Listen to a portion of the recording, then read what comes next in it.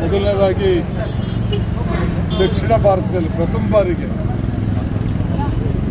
Indian guar ಅಂತಾರೆ ಕಾಡ್ಕೋಣ ಅದನ್ನು ಹಿಡಿಯುವಂಥ ಒಂದು ಕಾರ್ಯಾಚರಣೆ ನಿನ್ನೆಯಿಂದ ಪ್ರಾರಂಭವಾಗಿ ಇವತ್ತೊಂದು ಕಾಡ್ಕೋಣ ಕ್ಯಾಪ್ಚರ್ ಮಾಡಿದ್ದಾರೆ.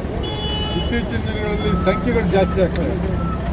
ಫ್ಯಾಮಿಲಿ ಪ್ಲಾನಿಂಗ್ ಮಾಡೋದ್ರ ಬಗ್ಗೆ ಕೂಡ ಯೋಚನೆ ಇದೆ. ಇದ್ರ ಬಗ್ಗೆ ಏನು ಬೆಳೆ ಹಾನಿ ಮಾನವ ಹಾನಿ ಆಗ್ತಾ ಇರೋದ್ರಿಂದ ನಾವು ಅರಣ್ಯ ಸಚಿವರಾದಂಥ ಈಶ್ವರ್ ಖಂಡ್ರೆ ಸಾಹೇಬರು, ಮುಖ್ಯಮಂತ್ರಿಗಳಾದಂಥ ಸಿದ್ದರಾಮಯ್ಯನವರು, ಡಿ ಕೆ ಶಿವಕುಮಾರ್, ನಮ್ಮ ಜಿಲ್ಲೆಯ ಉಸ್ತುವಾರಿ ಸಚಿವರಾದಂಥ ಜಾರ್ಜ್ ಸಾಹೇಬರು ಮತ್ತು ಪುಷ್ಕರ್ ಸಾಹೇಬರು, ನಮ್ಮ ಯಶ್ಪಾಲ್, ಶಿವಶಂಕರ್ ಮತ್ತೆಲ್ಲ ತಂಡ, ನಮ್ಮ ಡಾಕ್ಟರ್ ಶೆಟ್ಟಿಯಪ್ಪ, ಭಾಳ ನುರಿತ ವೈದ್ಯರು, ಡಾಕ್ಟರ್ ರಮೇಶ್, ಹೀಗೆ ವೈದ್ಯರ ತಂಡ ಸುಮಾರು, ಡಾಕ್ಟರ್ ಆನಂದ್, ಸುಮಾರು 80 ಜನ ತಂಡದೊಂದಿಗೆ ವಿನಯ್ರವರು ನಿನ್ನೆ ಒಂದು ಪ್ರಯತ್ನ ಆಯಿತು.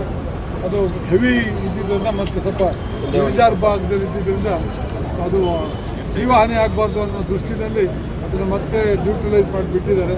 ಇವತ್ತೊಂದು ಶಿಗ್ಗೇರಿ ವಿಧಾನಸಭಾ ಕ್ಷೇತ್ರದ ವ್ಯಾಪ್ತಿಯ ಗಡಿ ಭಾಗದಲ್ಲಿ ಒಂದು ಕಾಡ್ಕೋಣವನ್ನು ಕ್ಯಾಪ್ಚರ್ ಮಾಡಿ ಅದನ್ನು ಅರಣ್ಯಕ್ಕೆ ಕೊಡೋದಕ್ಕೋಸ್ಕರ ಕೊಂಡೋಗ್ತಾ ಇದ್ದಾರೆ. ಅದೊಂದು ಹೊಸ ಪ್ರಯೋಗ ಯಶಸ್ವಿಯಾಗಿದೆ. ಯಾಕೆಂದರೆ ಇದ್ದಿದ್ರೆ ಏನಾದ್ರು ಒಂದು ಈ ರೀತಿ ಕಂಡುಹಿಡಿದಲ್ಲ ಇದ್ದರೆ ಮಾನವ ಪ್ರಾಣಿ ಸಂಘರ್ಷ ಜಾಸ್ತಿ ಆಗ್ತದೆ. ಜಾಸ್ತಿ ಆದಂಥ ಸಂದರ್ಭದಲ್ಲಿ ಮಾನವ ಹಾನಿಯಾದಂಥ ಸಂದರ್ಭದಲ್ಲಿ ಮಾನವರು ಆಕ್ರೋಶಗೊಳ್ಳುವಂಥ ಸಾಧ್ಯತೆ ಇರೋದ್ರಿಂದ ಈ ರೀತಿಯ ಪ್ರಕ್ರಿಯೆಗಳು ಆಗಬೇಕು. ಇದಕ್ಕೆ ಕೆಲವರು ವಿರೋಧ ಇದೆ, ಪರಿಸರವಾದಿಗಳ ವಿರೋಧ ಇದೆ. ಪರಿಸರವಾದಿಗಳು ಕಾಡು ರಕ್ಷಣೆ ಜೊತೆಗೆ ಮಾನವ ರಕ್ಷಣೆಯೂ ಅದು ಎಲ್ಲ ನಾವೆಲ್ಲ ಅವಿನಾವ ಸಮರ್ಪಣದಿಂದ ಬದುಕಬೇಕು. ಕಾಡು ಪ್ರಾಣಿ ಮನುಷ್ಯನ ಹತ್ಯೆ ಮಾಡಬಾರ್ದಲ್ಲ. ಹತ್ಯೆ ಮಾಡುವಂಥ ಸಂದರ್ಭದಲ್ಲಿ, ತೊಂದರೆ ಕೊಡುವಂಥ ಸಂದರ್ಭದಲ್ಲಿ ಬೇಕಾದಷ್ಟು ವಿಪುಲವಾದಂಥ ಕಾಡು ಹುಲ್ಗಾವಲಿರುವಂಥ ಪ್ರದೇಶಗಳಿದ್ದಾವೆ, ಅಲ್ಲಿ ಕೊಂಡೋಗ್ಬಿಡ್ತಾರೆ. ನಾನು ಪರಿಸರವಾದಿಗಳಿಗೆ ಇದನ್ನು ಟೀಕೆ ಮಾಡೋದ್ರ ಬದಲು ಇದನ್ನು ಕಾಡಲ್ಲೇ ಇರೋ ರೀತಿಯಲ್ಲಿ ಏನು ಮಾಡಬೇಕು, ಅಲ್ಲಿ ಏನು ಬೆಳೆಬೇಕು, ಕಾಡು ಪ್ರಾಣಿಗಳ ಬೆಳೆಗೆ ಅದಕ್ಕೆ ಆಹಾರಕ್ಕೋಸ್ಕರ ಏನು ಬೆಳಿಬೇಕು, ಕಾಡು ಆನೆಗೆ ಊಟಕ್ಕೋಸ್ಕರ ಅದಕ್ಕೆ ಆಹಾರಕ್ಕೋಸ್ಕರ ಏನು ಬೆಳಿಬೇಕು, ಆ ಪ್ರಕ್ರಿಯೆ ಪ್ರಾರಂಭ ಮಾಡಲಿ. ಸರ್ಕಾರ ದುಡ್ಡು ಕೊಡೋದು ಕೂಡ ಬದ್ಧತೆ ಇದೆ. ಕೋರ್ಟಿಂದ ಏನು ಕೆಲಸ ಆಗಿದೆ, ಕಾರ್ಯಾಚರಣೆ ಆಗಿದೆ, ಅದರ ಹಿಂದೆ ಭಾಳಷ್ಟು ದಿನದ್ದು ಅಭ್ಯಾಸ ಇದೆ, ಪ್ರಾಕ್ಟೀಸ್ ಇದೆ.